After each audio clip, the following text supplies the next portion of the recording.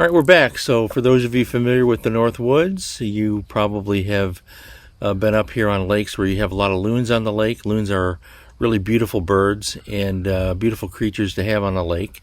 And we have been monitoring the loons on this lake behind me for 45 years. And in fact, the baby is out here, is really almost full grown now. It's early September in 2020, and the baby's almost full grown and will be taking off on its own very soon.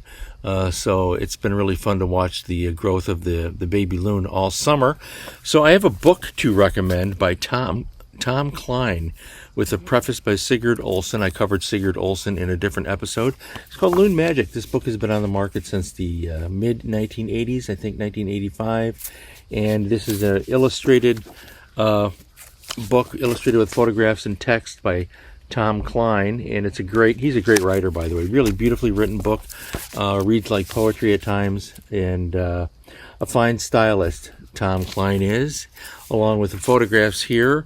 And Loon Magic is highly regarded. I think it's been around for a long time. Multiple editions exist of this book, so for your cabin up north, those of you that love loons, get that book.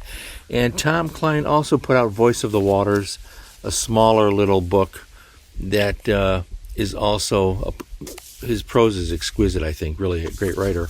And this is also illustrated with photographs. I know it's probably hard to see on the camera, so a tip of the hat to Tom Klein and the loons in the North Woods. Stay well, stay happy, feed your brain. Read a book. In the summer of 2020, in response to the COVID-19 pandemic, my wife and I, along with my brother-in-law John, retreated to our North Woods cabin. Here at last, under an endless blue sky, we returned again to the homestead and legacy my parents had created over 45 years before.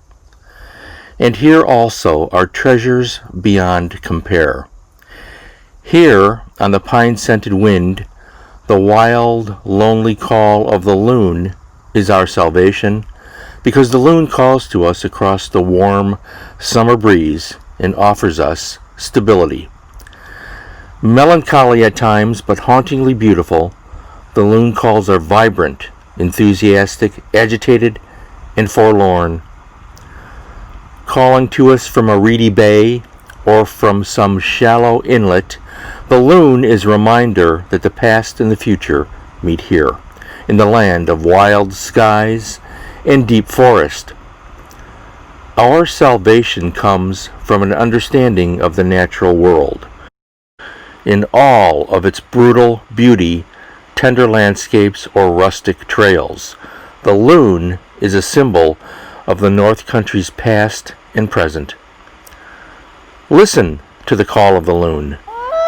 From this bird come folk tales and ghost stories, campfire stories of lost loves and the tough North Woodsmen who sought to tame a land.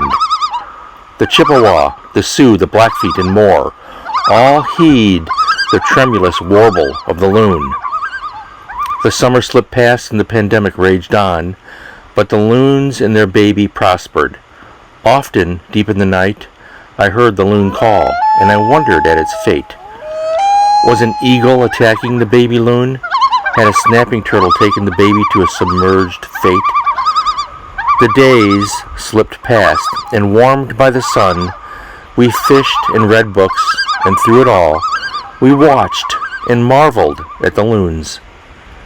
And finally, months later, the warm breeze changed, and there on the shoreline the leaves looked to be dipped in gold, and a red fire pulsed in the veins of the maple and oak leaves. Autumn touched the wind, and wind carried the urgent sound of the loons preparing for winter. The trail we all follow is a long one, and many challenges face us still, but out here in the North Country, our path is marked by the sweeping shadow of a gliding eagle and punctuated by the wild call of the loon.